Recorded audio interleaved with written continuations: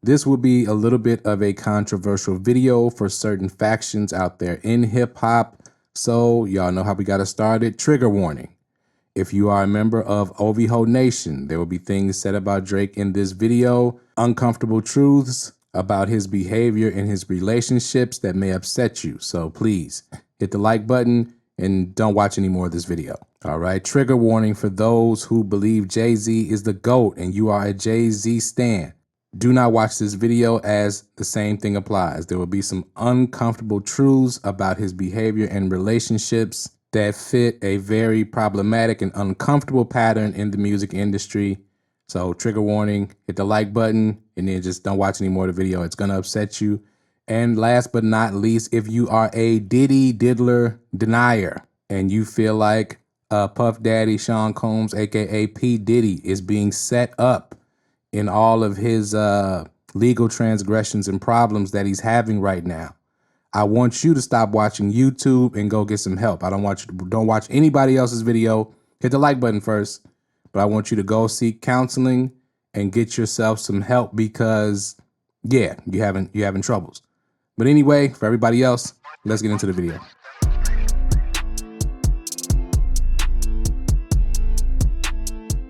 All right, so 2024 has been quite the year, and it's not over yet, as the fourth quarter is still looming as we go into, we're very close to being into October now. Speaking of Drake, right? October's very own.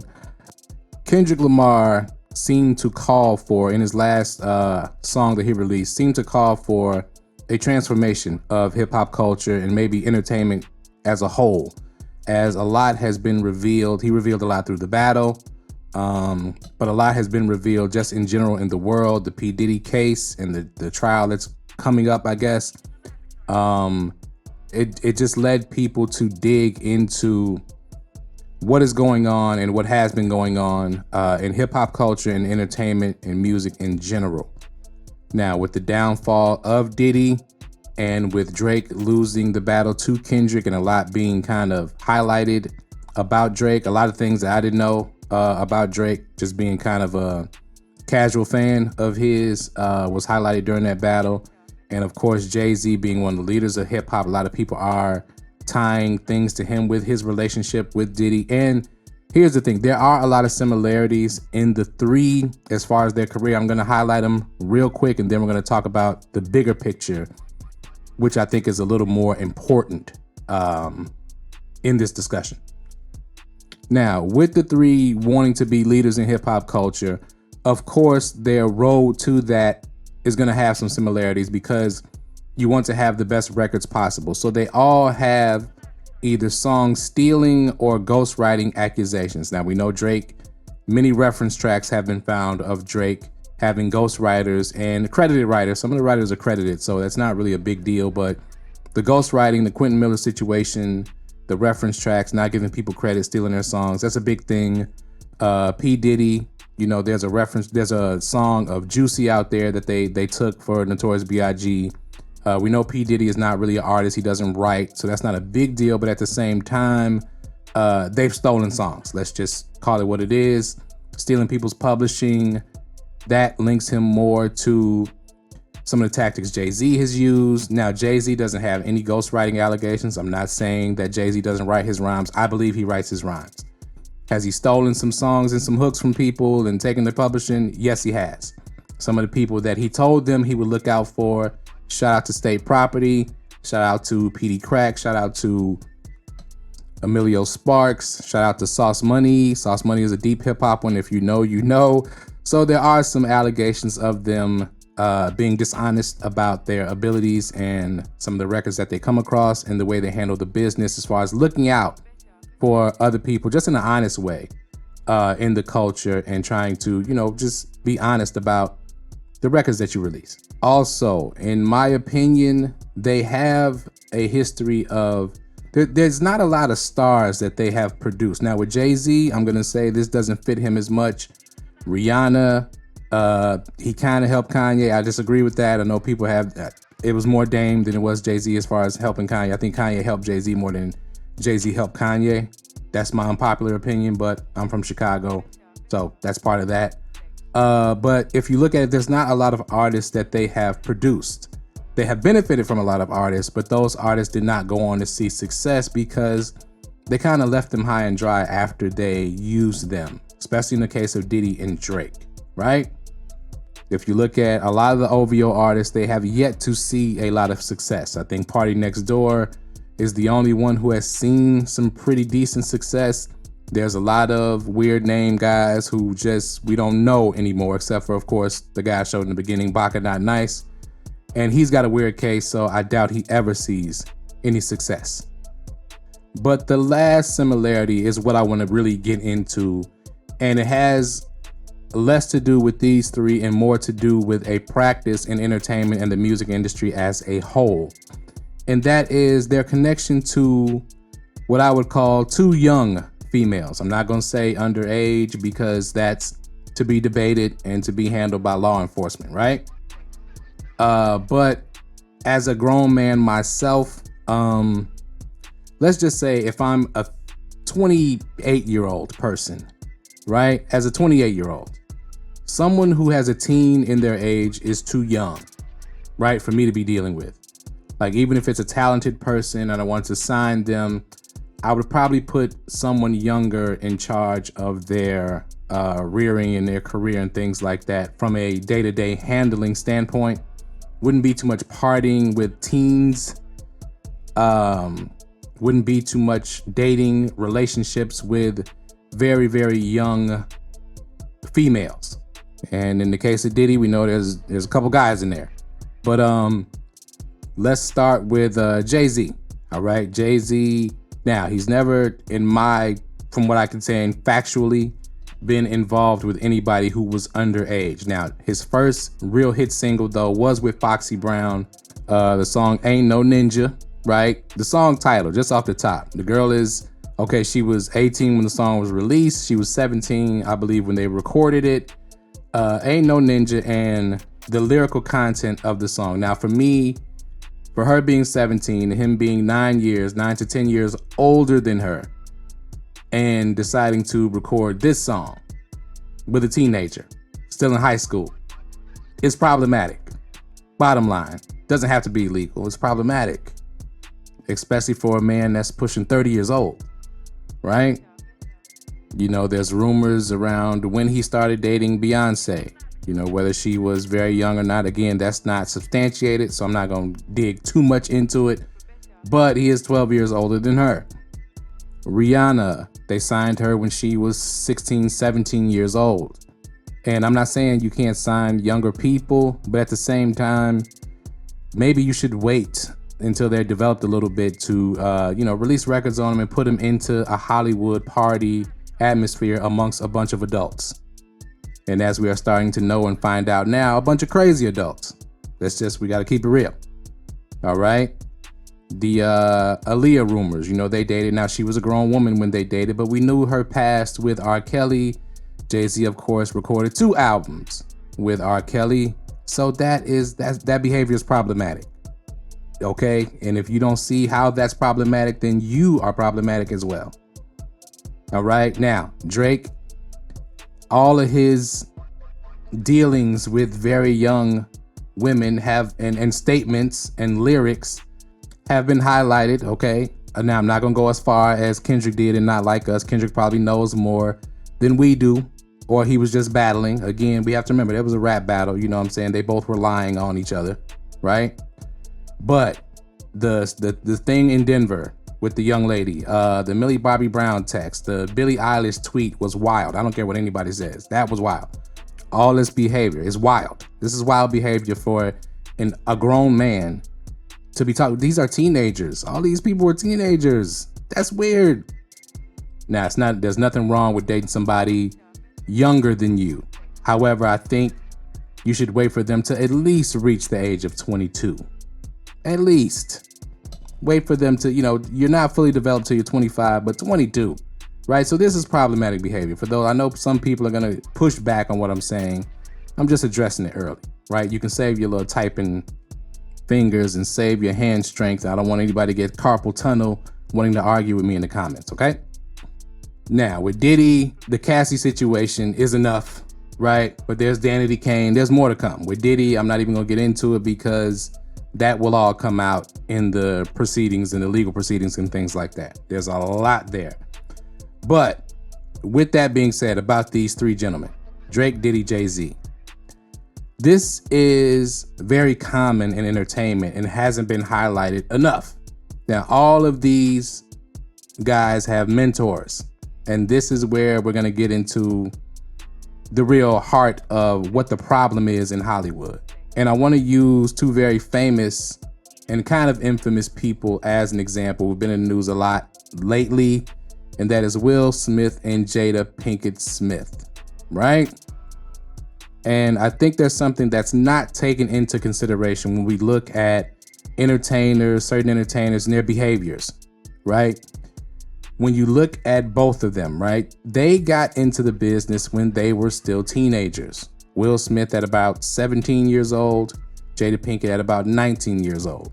Moving forward a little bit, we look at Britney Spears and all of the Disney kids who became famous, and a good percentage of them, you know, have some problems. Some of them come out okay. If you look in this picture here, there's the actor Ryan Gosling's in here, Christina Aguilera, Justin Timberlake, Kerry Russell. Now, some of them have gone on to have unproblematic careers, and some of them have had some problems throughout their growing up, right? Then we can take it all the way back. Now, a lot of you are younger, you don't even know who these people are, but Barbara Streisand started when she was about 18. Marilyn Monroe, sex symbol at 19, right? It's problematic. Judy Garland from The Wizard of Oz started when she was a child actress, okay? Didn't make it, only lived to be 47 years old. Went through a lot of hard times and died of a drug overdose, right? And we have to look at, when I mentioned those mentors of Diddy, of Jay-Z, of Drake. Nobody ever talks about these guys, right? Rarely do you hear the names Leor Cohen, right? Lucien Grange. Until Kanye started to go off, nobody even knew who Lucien Grange was, right? Clive Davis is a little more known, okay? And Clive Davis is a switch hitter, there's nothing wrong with that. But when we look at him being Diddy's mentor, that becomes a little bit more of a eye-opening thing, right? There's a lot of allegations flying around. I'm not going to get into that because some people are just trying to make money off of throwing out a bunch of crazy theories and stuff. But where there's smoke, there is fire. And we have to look at this system of grooming and taking advantage of young people, especially young women. But now with the Diddy situation, I think what is going to come out is that it's young people, period. It's young men as well, right? Of course, as a man, they just don't want to talk about it, I guess. You don't want to be seen in that light, but this is what's happening. And this is what needs to be addressed. So in what Kendrick is talking about with the party dying, this is what he means, I believe, right? Because all of these weird old dudes used to be weird 30-something-year-old dudes. And who knows how many of the stars and the artists that we know have been abused in some way, right? The same way Diddy is around. I mean, he got it from somewhere. This guy is a terror with all the stuff that is attached to him. Now, again, people doing things consensually, that's their business. But I'm sorry, I don't really take consent from teenagers. I just don't think you should be doing that, right? I don't think these young people should be exposed to this lifestyle with these weirdos being at leadership positions in this lifestyle and in this business, in that industry, in entertainment. Because, and I'm not going to use any of the salacious terms. Be careful with the terms you use in the comments, because some of them, you can't say certain things, use, characters and things like that. But not only the abuse allegations, but just drug abuse in general, right? Just taking advantage of people financially. All these young people who should have generational wealth, and they go broke, right? Don't have anything, have to stay on the road, in the limelight, right? People brag about, Drake's fans brag about him releasing so much music. Well, maybe he has to, though. It would be nice if he could take some breaks and, you know, take some time in between albums like the TDE artists can, because I think that the people that they're in business with are not taking advantage of them, or they just are not falling for or being bred to be work dogs and look crazy at 35, 36, 37, 38 years old. Shout out to Lil Wayne. You know, Lil Wayne's health, if you watch him and if you see him, his health is not the best.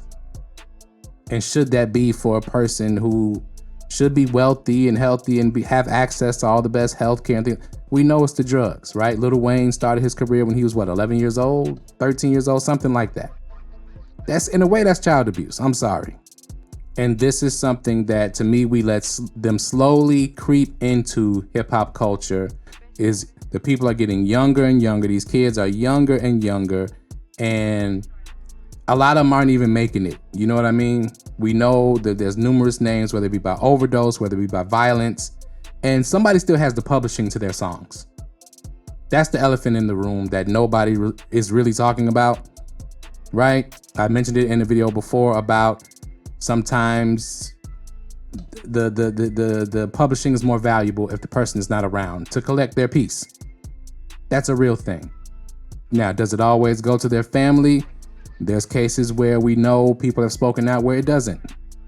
So all of this old practice is something we, as a newer, younger culture in hip hop, we can break away from this. Because this, like I said, like I showed you with Judy Garland and Marilyn Monroe, this is an old practice that goes back to before a lot of us who started hip hop culture had any rights in the country that we live in and were born in.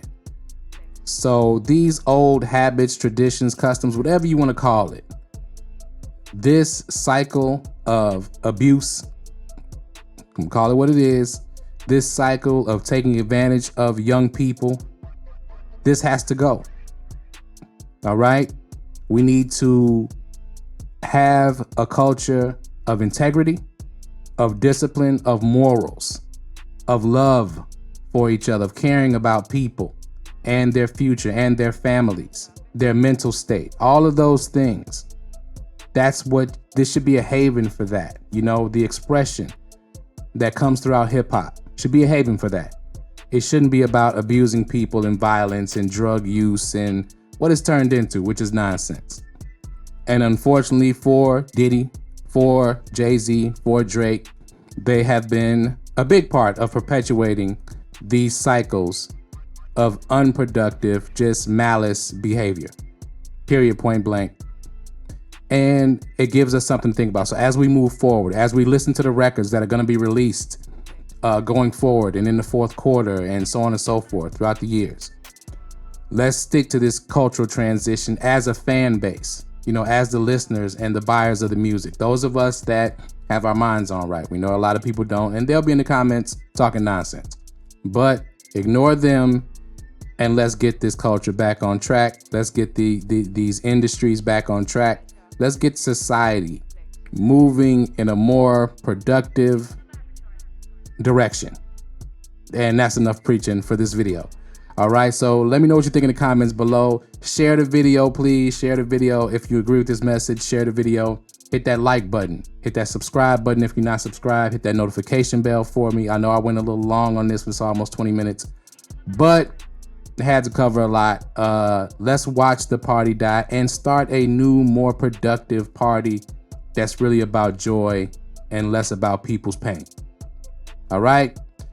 So check out the video you see on your screen. I did a lyrics explain for Watch the Party Die by Kendrick Lamar.